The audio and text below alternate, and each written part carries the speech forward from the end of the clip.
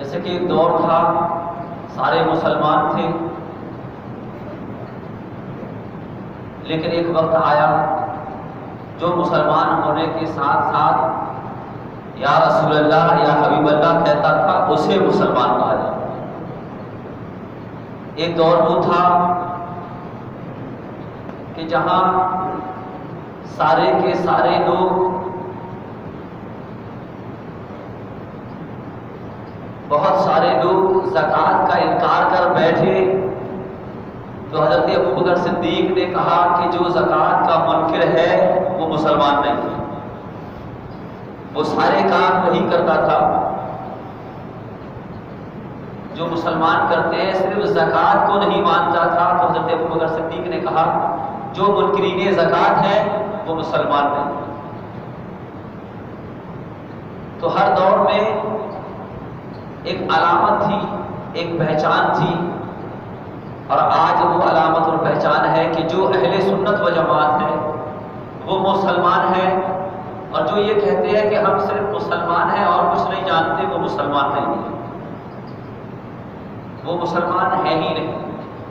آج کے دور میں جو یہ کہے کہ میں صرف مسلمان ہوں وہ مسلمان نہیں۔ کیوں؟ کیونکہ میں صرف مسلمان ہوں میں 73 فرقے داخل ہیں۔ تو کون سا مسلمان ہے؟ تو کون سا والا ہے؟ تو نے تو کہا میں صرف مسلمان ہوں، تو کون سا والا ہے؟ 72 جہنم میں جانے والے ہیں، ایک اس میں جنتی ہے۔ سرکار سے صحابہ نے فرمایا ماں ہیا وہ جنتی فرقہ کون سا ہے؟ تو سرکار نے فرمایا ماں انا علیہ واصحابی، وہ جنتی فرقہ وہ ہے جس پر میں ہوں اور جس پر میرے صحابہ ہیں۔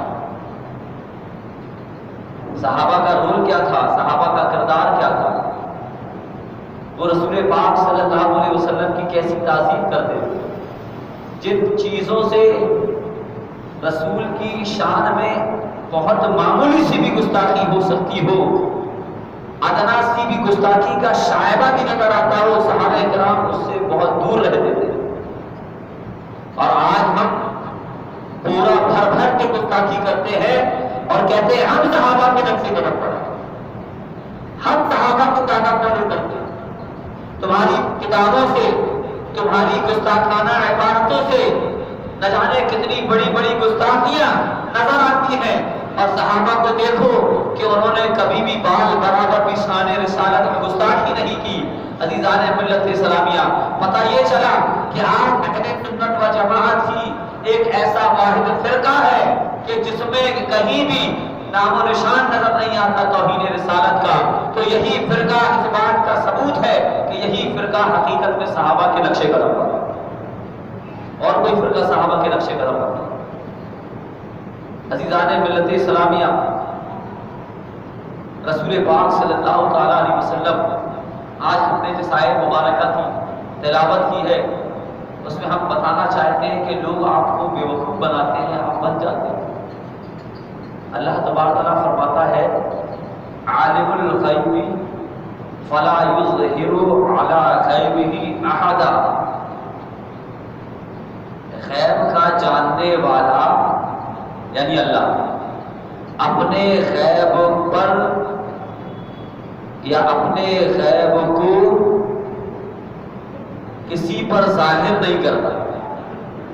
غیب کا جاننے والا اپنے غیب کو کسی پر ظاہر نہیں کرتا، الا من ارتضی من رسول، مگر اپنے پسندیدہ رسولوں میں سے کسی پر ظاہر کر دیتا ہے۔ مطلب کیا ہوا؟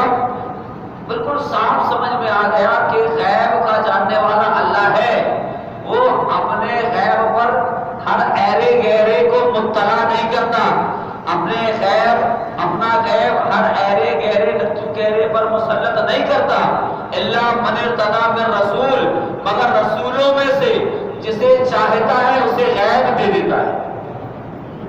سوچو آپ، اللہ سب سے زیادہ کس کو چاہتا ہے؟ سب سے زیادہ اللہ کا محبوب کون ہے؟ سب سے زیادہ اللہ کا پسندیدہ کون ہے؟ یقیناً محمد رسول اللہ ہے صلی اللہ تعالیٰ علیہ وسلم۔ تو آپ کو غیب پر اللہ نے مطلع کیا ہے، آپ کو غیب دیا ہے۔ اب بڑی آسانی سے کہہ دیتے ہیں وہ تو اللہ نے بتایا ہے، تو غیب کہاں سے؟ وہ تو جبرائیل علیہ السلام نے بتا دیا آخر، تو غیب کہاں سے؟ وہ تو کسی نے بتایا ہے۔ تو یہ بہت باریک دنیا ہے، یہ اتنا آسان نہیں ہے، یہ ہنسی کھیل نہیں ہے کہ تم 4 پوسٹ پڑھ کے اتنا باریک غیب کا معاملہ سمجھ جاؤ۔ یہ اتنا آسان نہیں ہے، اتنا آسان نہیں ہے۔ 10 سال پڑھنے کے بعد بھی اور 12 سال پڑھانے کے بعد بھی، 22 سال کے بعد بھی یہ عالم ہے کہ بہت گہرائی سے ٹھہر ٹھہر کے سمجھ سمجھ کے بولنا پڑتا ہے کہ کہیں دھوکہ نہ ہو جائے، کہیں کچھ غلط نہ سمجھا۔ غیب کسے کہتے ہیں؟ اللہ فرماتا ہے وما ہوا علی الغیب بدنی، رسول پاک غیب بتانے پر بخیل نہیں، غیب بتانے پر بخیل نہیں۔ بخیل کسے کہتے ہیں؟ جسے اللہ نے کوئی نعمت دی ہو اور وہ ضرورت پڑنے پر خرچ نہ کرے، ضرورت کے وقت وہ خرچ نہ کرے، اسے بخیل کہتے ہیں۔ رسول پاک کے بارے میں اللہ نے فرمایا وما ہوا علی الغیب بدنی، اللہ کے رسول غیب بتانے پر کنجوس نہیں ہے، وہ بتا دیتے ہیں غیب کی بات۔ حضرت حذیفہ رضی اللہ تعالیٰ عنہ فرماتے ہیں کہ رسول پاک صلی اللہ تعالیٰ علیہ وسلم نے، مسلم شریف کی حدیث پاک ہے، بخاری کے بعد مسلم، بخاری کے بعد مرتبہ حدیث میں مسلم شریف کا ہے، حضرت حذیفہ رضی اللہ تعالیٰ عنہ فرماتے ہیں 3675 حدیث نمبر 3675، سمجھ رہے آپ 3675، حضرت حذیفہ رضی اللہ تعالیٰ عنہ فرماتے ہیں کہ رسول پاک نے قیامت تک جو ہونے والا ہے وہ سب بتا دیا، جس نے یاد رکھا تو یاد رکھا، جو بھول گیا سو بھول گیا۔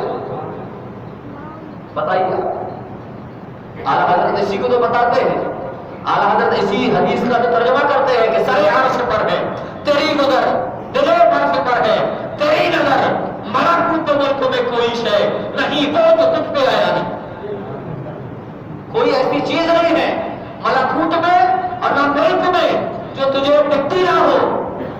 اسی کو تو غیب کہتے ہیں۔ ہمیں دکھتا ہے کیا؟ ہمیں دکھتا ہے؟ ہمیں محراب کے پیچھے جو گھر ہے جہاں کرایہ دار رہتے ہیں ہمیں وہ دکھتا ہے، لیکن اعلیٰ حضرت فرماتے ہیں کہ سر عرش پر ہے تیری نظر، دل فرش پر ہے تیری نظر، یعنی زمین کے اندر بھی تیری نظر ہے، عرش کے اوپر بھی تیری نظر ہے، ملکوت ملک میں کوئی شے نہیں وہ جو تجھ پہ آیا نہیں، نہ زمین میں نہ آسمان میں کوئی شے ایسی نہیں ہے جو تجھ پر ظاہر نہ ہو۔ اور پریشانی کا کی ہے تم کو یار، پریشانی کا تو ہے، اسے ظاہر ہے سب، تو اس میں تم کیوں پریشان ہو رہے ہو؟ ظاہر کرنے والا تو وہ ہے، ظاہر کرنے والا تو رب ہے، تو پھر کس بات کی پریشانی ہے؟ کیوں تمہارا ہاتھ خراب ہو رہا؟ کیوں تم کچا کچا نکال رہے ہو؟ عزیزان ملت اسلامیہ، عقل کے ناخن لو، ادھر ادھر بیٹھ کر لالچ میں نہ آ جاؤ کہ ہاں ملا لو یار، 2 پلاٹ مل جائے گا، ہاں ملا لو، دھندا اچھا چلنے لگے گا۔ ان حرام کے کھانے والوں کی صحبت میں بیٹھ کر جو ساری زندگی حرام خوری کرے اسے حدیث اور قرآن صحیح سے سمجھ میں آئے گا؟ گناہوں کی غلاظت کی وجہ سے اللہ تبارک و تعالیٰ ان پر یہ عذاب مسلط کرتا ہے کہ وہ اپنے زون میں بڑے دیندار ہوتے ہیں، لیکن رب تبارک و تعالیٰ دھیرے دھیرے دھیرے ان سے ایمان کو سلب کر لیتا ہے، ایمان کو کھینچ لیتا ہے، کیونکہ حرام کبھی برکتیں نہیں دے سکتا، حرام کبھی آپ کو فائدہ اور نفع نہیں دے سکتا۔ تو جتنے بھی یہ چور، جتنے مغالی اور گنڈے ہیں جنہوں نے کسی نہ جانے کتنوں کا کھایا ہے، آج تم ان کے پاس بیٹھ کر بھائی سر بس استاد ارے ہمارے سب کچھ سوچیے آج کے چور تو یہ تمہارا نصیب ہے کہ تم آج کے چور اور گنڈے مغالی کو اپنا دوست کہہ رہے ہو، اور ہم سنیوں کے حصے میں یہ آیا ہے کہ ہم غریب نواز کو اپنا حاکم کہہ رہے ہیں، ہم اپنے جناب اپنے نبی پاک کو اپنا آقا کہتے ہیں، ہم کسی ایرے گہرے کو اپنا باس اور آقا نہیں کہتے، اپنا شہنشاہ نہیں کہتے۔ ہمارے حصے میں آیا ہے کہ سرور کا منہ کے مالک ہو، مارا تب تجھے باغے قلیل کا گلے زیبا تک تجھے، اور لیکن رضا نے ختم شبن اس پہ کر دیا، خالق کا بندہ خلق کا آقا کہوں تجھے۔ بتاؤ کتنا بڑا فرق ہے، اللہ کا بندہ ہے اور ہم سب کا آقا ہے۔ تو کیا ہم نے نبی کو رسول، نبی کو اللہ بنا دیا؟ کتنا فرق ہے، اللہ کا بندہ اور ہم سب کا آقا، کتنا فرق ہے۔ کیوں پریشان ہو رہے ہیں عزیزان ملت اسلامیہ؟ آپ یہ نہ سوچیں کہ شہر میں کیا چل رہا ہے، محلے میں کیا چل رہا ہے، ہمیں اس کی خبر نہیں ہے۔ آپ بالکل یہ سوچیں نہیں۔ الحمدللہ ہم لوگوں کے دو کان نہیں، بہت سارے کان ہوتے ہیں جو سن سن کر ہم تک خبر پہنچاتے ہیں، اور ہمارا کام یہ ہے کہ اگر کوئی بہک رہا ہے تو اس کو سمجھانا۔ آج الغیب 29واں پارہ سورہ جن آیت نمبر 26، عالم الغیب فلا یظہر علی غیبہ احدا، وہ غیب کا جاننے والا اپنے غیب پر کسی کو، اپنا غیب کسی پر ظاہر نہیں فرماتا، الا من ارتضی من رسول، مگر رسولوں میں سے جس کو پسند کرتا ہے غیب دے دیتا ہے۔ دیا کہ نہیں غیب؟ قیامت تک کا بتایا کہ نہیں سرکار نے؟ سرکار فرماتے ہیں کہ جو سب سے آخری میں جائے گا جنت میں اسے جانتا ہوں، میں اسے جانتا ہوں۔ بتائیے جب سرکار اسے جانتے ہیں تو سرکار ہی نے تو یہ فرمایا کہ دو شخص ایسے ہوں گے اللہ کے حضور پیش ہوں گے، اللہ کے دربار میں آئیں گے، اللہ تبارک و تعالیٰ ان کے نامہ اعمال کو تولنے کے بعد دیکھے گا، ایک کو حکم دے گا اسے جہنم میں ڈالو، تو وہ بڑا تیزی سے جائے گا۔ جس نے ساری زندگی اللہ کی نافرمانی کی تھی وہ بہت ہی تیزی کے ساتھ جہنم کی طرف جائے گا۔ تو اللہ تو سب جانتا ہے، لیکن فرشتوں کی طرف دیکھ کر کہے گا بتاؤ جہنم میں جانے کو کہا جا رہا ہے، اس کے بعد اتنی تیز جا رہا ہے، اتنی تیز جا رہا ہے، اور ایک دوسرے کو جہنم میں جانے کے لیے حکم ہوگا وہ بڑا دھیرے دھیرے جائے گا۔ یہ سب باتیں کون بتا رہا ہے؟ میں بتا رہا ہوں کہ میرے دادا بتا رہے، عزیزان ملت اسلامی یہ رسول پاک بتا رہے، یہی ہے، یہی غیب ہے جو تمہیں نہیں ہے اور سرکار تو ہے، یہی غیب ہے۔ دوسرا بڑے دھیرے دھیرے سے جا رہا ہے جہنم کی طرف، ایک بہت تیزی سے جا رہا ہے۔ تو اللہ تبارک تعالیٰ نے جو تیزی سے جہنم کی طرف جا رہا ہے اسے روکا گیا، اللہ نے فرمایا اے میرے بندے تجھے جہنم میں بھیجا جا رہا ہے، جنت میں نہیں، اتنی تیزی سے جہنم میں کیوں جا رہا ہے؟ تو وہ بندہ اللہ کی بارگاہ میں عرض کرتا ہے یا اللہ ساری زندگی دنیا میں میں نے تیری نافرمانی کی، تو نے جو کہا وہ نہیں کیا، آج تو جہنم میں جانے کو کہہ رہا ہے، میں جلدی جلدی جہنم کی طرف اس لیے جا رہا ہوں تاکہ آج تو تیری فرما برداری کروں، آج تو تیرا حکم مان لوں۔ اللہ تبارک و تعالیٰ اس کی یہ ادا اللہ کو اس قدر پسند آئے گی کہ اللہ تبارک و تعالیٰ اسے جنت میں ڈال دے گا، اسے جنت عطا کر دے گا۔ بتانے کا مقصد یہ کہ یہ ساری حدیثیں کہاں سے آتی ہیں، یہ تمام احوال ہمیں کیسے پتہ چلے، ہم تک کیسے پہنچے؟ رسول پاک صلی اللہ تعالیٰ علیہ وسلم نے ہمیں بتایا، اسی کو غیب کہتے ہیں، اسی کو غیب کہتے ہیں، اسی کو غیب کا علم کہتے ہیں۔ اہل سنت و جماعت کا عقیدہ یہ ہے کہ وہ سرکار کو غیب کا علم ہے یہ مانتے ہیں، یہ اہل سنت و جماعت کا عقیدہ ہے۔ سمجھ رہے آپ؟ اس کو سمجھیے، نہیں تو کوئی بھی کہیں بھی کچھ بھی سنا دے گا۔ آپ کو میں نے بارہا بتایا ایک حدیث پاک ہے بڑی معتبر کتاب میں کہ رسول پاک صلی اللہ تعالیٰ علیہ وسلم سعیدہ احد پہاڑ میں چلے، آپ کے ساتھ حضرت ابوبکر ہیں، حضرت عمر ہیں، حضرت عثمان ہیں، یہ تین ساتھی آپ کے ساتھ ہیں۔ احد پہاڑ میں جیسے ہی آپ چاروں جلوہ گر ہوئے تو احد پہاڑ کانپنے لگا، یا کہہ لیجئے کہ مجد میں جھومنے لگا، اپنے نصیبے کے عروج پر وہ خوشیاں منانے لگا، مجد میں ہلنے لگا۔ تو رسول پاک صلی اللہ علیہ وسلم نے پیر کی ایک ٹھوکر ماری، اور کہا اسکت احد، اے احد ٹھہر جا، اے احد ہلنا بند کر دے، فإنما علیک نبی وصدیق وشہیدان۔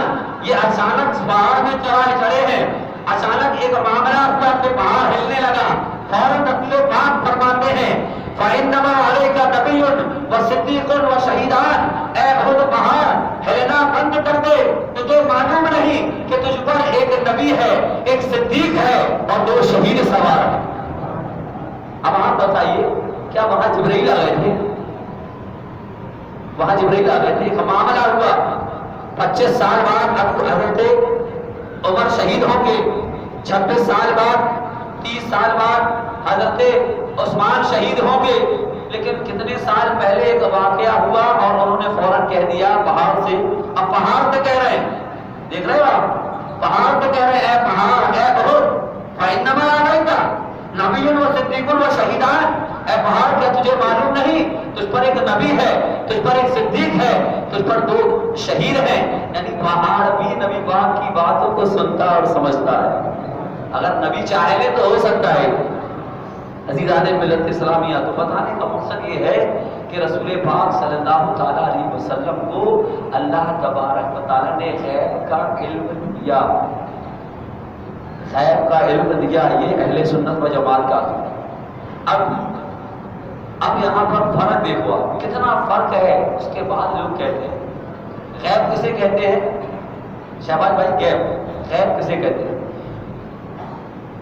ان پوشیدہ امور کو جان لینا جن پوشیدہ امور کو آنکھ نہ دیکھ سکے، کان نہ سن سکے، زبان نہ چکھ سکے، ناک نہ سونگھ سکے، جسم نہ چھو سکے، ان امور کو، ان چھپے ہوئے امور کو جاننے کا نام غیب ہے۔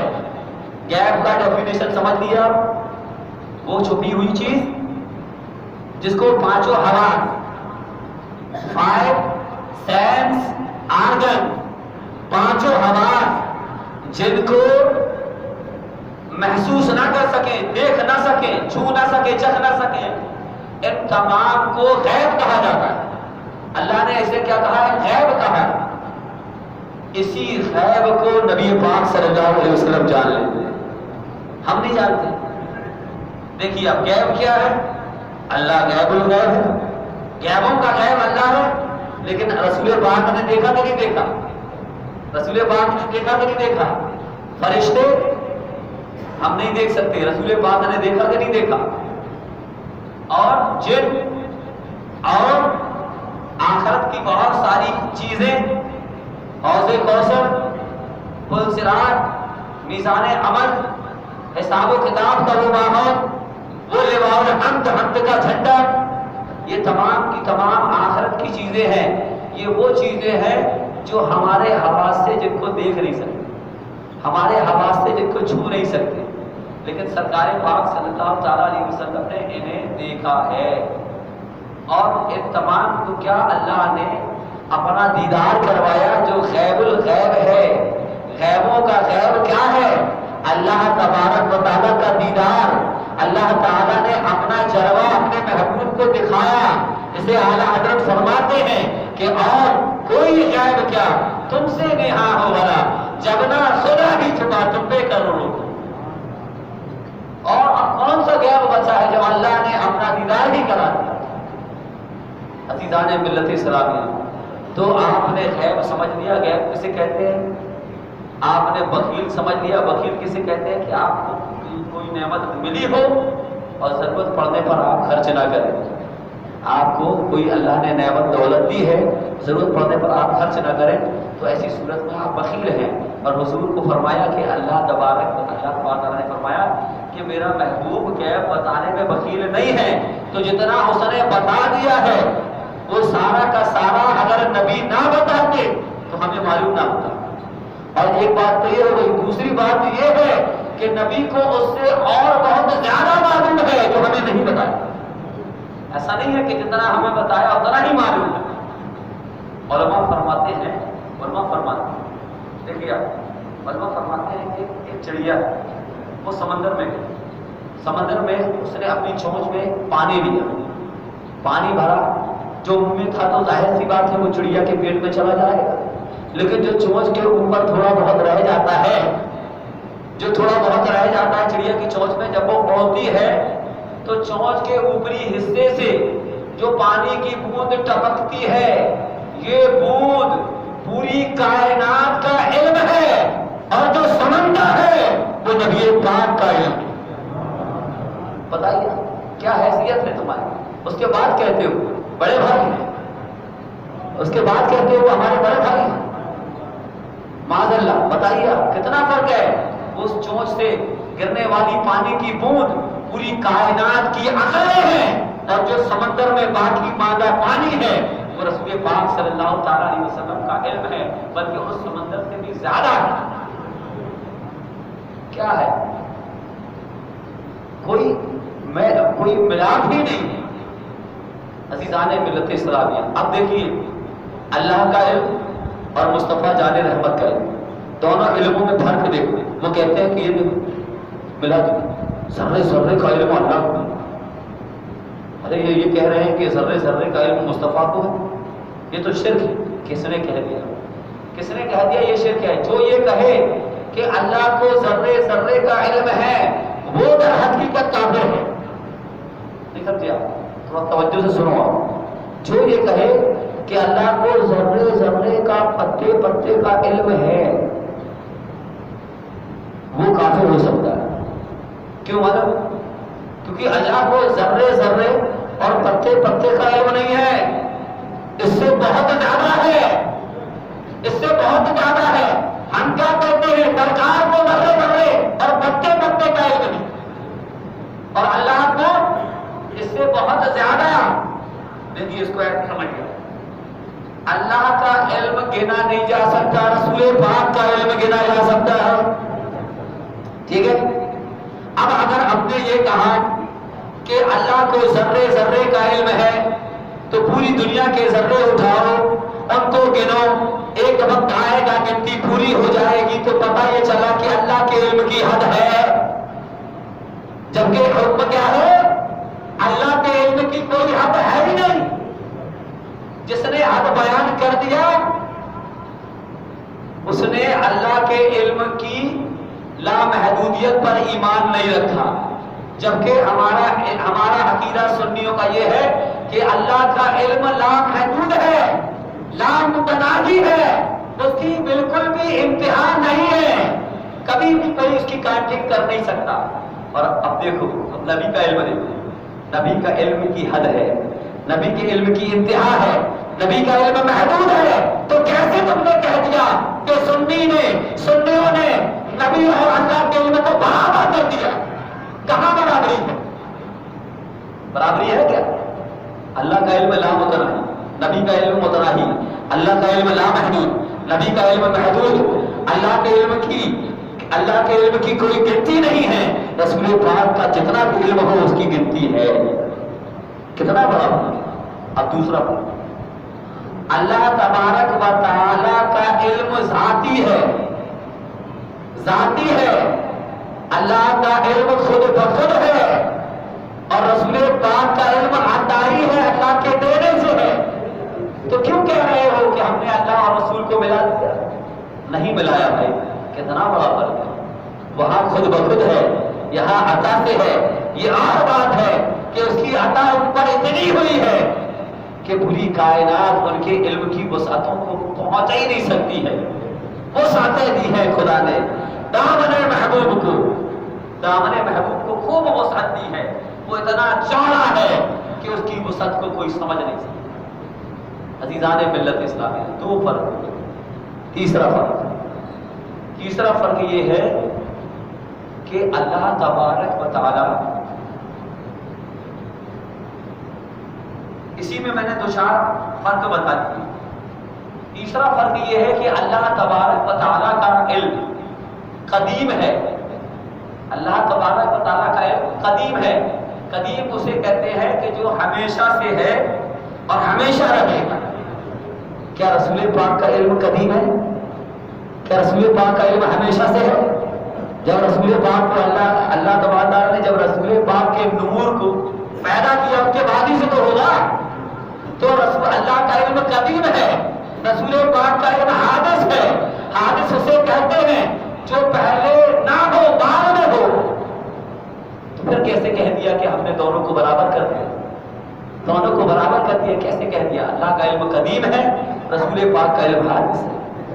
اور ایک اور فرق یہ ہے کہ اللہ تبارک و تعالی کے علم کو کبھی فنا نہیں ہے. اللہ کا علم، اللہ کا غیب کا علم اس کو کبھی فنا نہیں ہے. لیکن رسول پاک صلی اللہ تعالی علیہ وسلم کے علم کی فنا ممکن ہے. کیا بولیں گے اپن؟ علم کی فنا ممکن ہے. یہ اور بات ہے کہ ایسا کبھی ہوئے گا نہیں، ایسا رب کبھی کرے گا نہیں.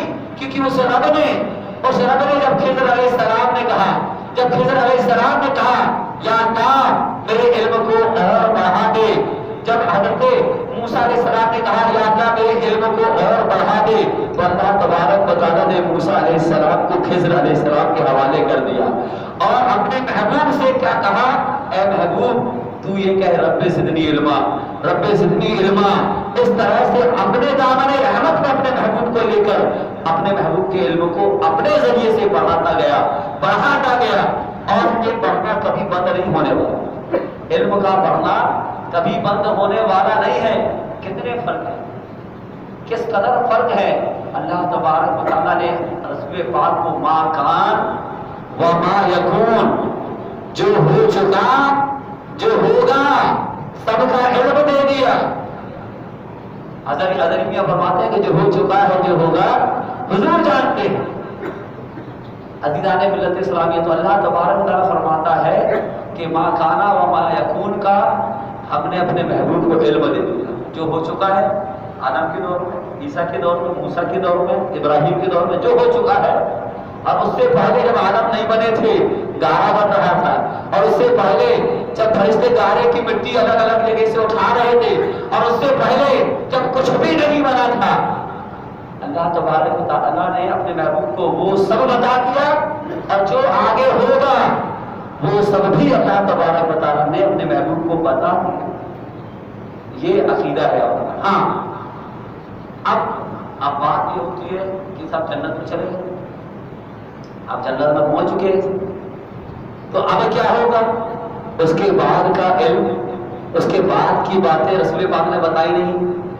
اس کے بعد کی باتیں کہ پھر سے نئی دنیا بنے گی، پھر سے نبی جائیں گے، پھر سے حضور جائیں گے، ایسا کچھ بھی بیان نہیں ہے.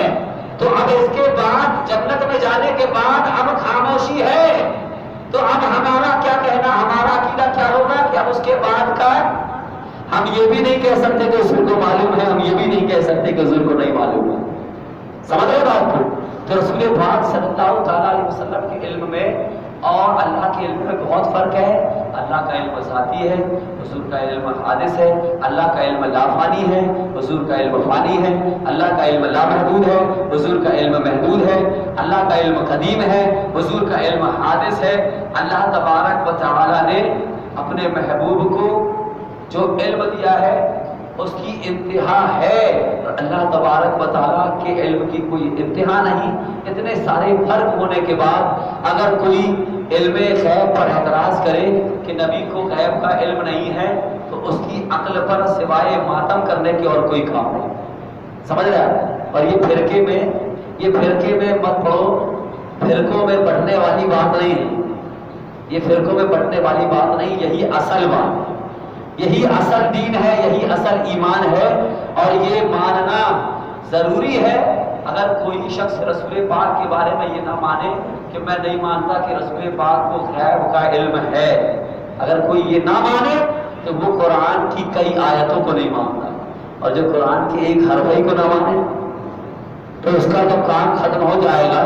تو جو وما ہوا علی الغیب بدلیل کا انکار کرے، جو عالم الغیب فلا یظہر علی غیبہ احدا الا من ارتضی من رسول کا انکار کرے، جو لیطلیکم علی الغیب ایک دوسری آیت ہے اس کا انکار کرے، اور جو وعلمک ما لم تکن تعلم وکان فضل اللہ علیک عظیما کا انکار کرے. یہ کتنی آیتیں ہیں، کتنی آیتیں ہیں. الرحمن علم القرآن، جو اس کا انکار کرے تو یقیناً وہ اسلام سے خارج ہو جائے گا۔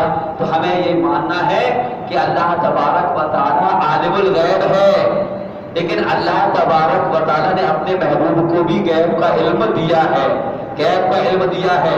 وہ جو ہمیں نظر نہیں آتے فرشتے حضور کو آتے تھے، وہ جو ہمارے جو 5 سینس آرگنز جنہیں محسوس نہیں کر سکتے، حضور ان چیزوں کو محسوس کرتے تھے، حضور جناتوں کو دیکھ سکتے تھے، حضور نے اللہ تبارک و تعالیٰ کا دیدار کیا تھا، اور ایک مرتبہ نہیں کئی مرتبہ کیا تھا۔ تو اس سے پتہ یہ چلتا ہے کہ اللہ تبارک و تعالیٰ نے اپنے محبوب کو ہم سے، تم سے، سب سے بہت زیادہ غیب کا علم دیا تھا۔ غیب کا علم ہم لوگوں کے پاس بھی ہے، غیب کا علم ہم لوگوں کے پاس بھی ہے۔ کیسے؟ پڑھیے، الف لام میم ذالک الکتاب لا ریب فیہ، یہ وہ کتاب ہے جس میں کوئی شک نہیں۔ ذالک الکتاب لا ریب فیہ ھدی للمتقین، یہ ہدایت ہے پرہیزگاروں کے لیے۔ الذین یؤمنون بالغیب، جو غیب پر یقین رکھتے ہیں، غیب پر یقین رکھتے ہیں۔ غیب پر یقین کوئی کب رکھے گا؟ جب غیب کے بارے میں سے علم ہوگا، جب علم ہوگا تب یقین ہوگا، جب علم ہوگا تب یقین ہوگا۔ رب فرماتا ہے کہ متقین کے لیے یہ کتاب ہدایت ہے۔ متقین کون ہیں؟ الذین یؤمنون بالغیب، جو غیب پر یقین رکھتے ہیں، غیب پر ایمان رکھتے ہیں۔ تو ہم سب غیب پر یقین اور ایمان رکھتے ہیں، لیکن فرق یہ ہے کہ اللہ نے مصطفیٰ جان رحمت کو بتایا، وہ اللہ کو بتائے سے ایمان رکھتے ہیں اور یقین رکھتے ہیں، اور ہم سب مصطفیٰ جان رحمت کے واسطے سے جانتے ہیں کہ اللہ ہے اور یقین رکھتے ہیں، فرشتے ہیں اور یقین رکھتے ہیں، جنات ہیں اور یقین رکھتے ہیں۔ کس کے بتائے سے؟ سرکار کے بتائے سے۔ کتنا فرق ہے، کتنا فرق ہے مولا عزیزان ملت اسلامیہ۔ پھر کیوں وہابیوں کے چکر میں پڑتے ہو؟ کیوں ایک کے چکر میں پڑتے ہو؟ کیوں ان ڈراؤنی باتوں سے آ جاتی ہو کہ وشو ہندو پریشد اور RSS اور بجرنگ دل جب مل کے تم کو دیں گے تو پھر تم اکیلے رہ جاؤ گے، سب مل جاؤ، سب مل کے رہو، سمجھے؟ میٹھا کڑوا مل جاؤ، سمجھے؟ پاکی ناپاکی مل جاؤ، کیونکہ لڑنا ہے ان لوگوں سے۔ عزیزان ملت اسلامیہ بالکل ضرورت نہیں ہے، بالکل بھی ضرورت نہیں ہے۔ الحمدللہ ہم جتنے اہل سنت و جماعت ہیں وہی اتنے ہی مل کے لڑیں گے، وہی اتنے ہی مل کے لڑیں گے، اور ہمیں کسی اور کے ساتھ کسی باطل کو ملانے کی ضرورت نہیں ہے۔ کیوں؟ کیونکہ ہم نے دیکھا ہے ہمتیں لڑتی ہیں، تعداد سے کیا ہوتا ہے، جنگ میں کاغذی افراد سے کیا ہوتا ہے، اور ہم نے قرآن میں دیکھا ہے کہ جب ہمارے اندر ایمان پختہ ہوگا تو اللہ فرشتوں کی فوج پہنچا دے گا، فرشتوں کی مدد پہنچا دے گا۔ تو ہمیں فرشتوں کا ساتھ چاہیے ہے، فرشتوں کی مدد چاہیے ہے، رسول پاک کے گستاخوں کی مدد کی ہمیں ضرورت نہیں، سمجھ رہے؟ ہمیں ایسے سطح میں نہیں آنا ہے، ہمیں ایسے بلڈنگوں میں نہیں رہنا ہے۔ ہم 65 سال کے بعد جب مر جائیں گے، جب ہم 70 سال کے بعد مر جائیں گے تو ہم بہت بڑے بڑے محلوں میں رہیں گے۔ کتنے بڑے محل؟ کتنے بڑے محل؟ ایک محل جو سب سے عام جنتی کو دیا جائے گا، اس کے دروازے کے ایک سرے سے دوسرے سرے تک پہنچنے کے لیے بہت تیز رفتار گھوڑے کو 500 سال دوڑنا پڑے گا۔ یہ برج خلیفہ چکنا چور ہو جائے گا، اس کی کوئی اوقات ہی نہیں رہے گی۔ کتنا بڑا ہے، کتنا بڑا ہوگا وہ محل، اور سوچو جو اللہ کا پیارا بندہ ہوگا اسے کیا دیا جائے گا۔ اللہ تبارک تعالیٰ سے دعا ہے ہم سب کو کہنے سننے سے زیادہ عمل کرنے کی توفیق عطا فرمائے، ہمیشہ سنی ٹناٹن سنی بنے رہنے کی توفیق عطا فرمائے۔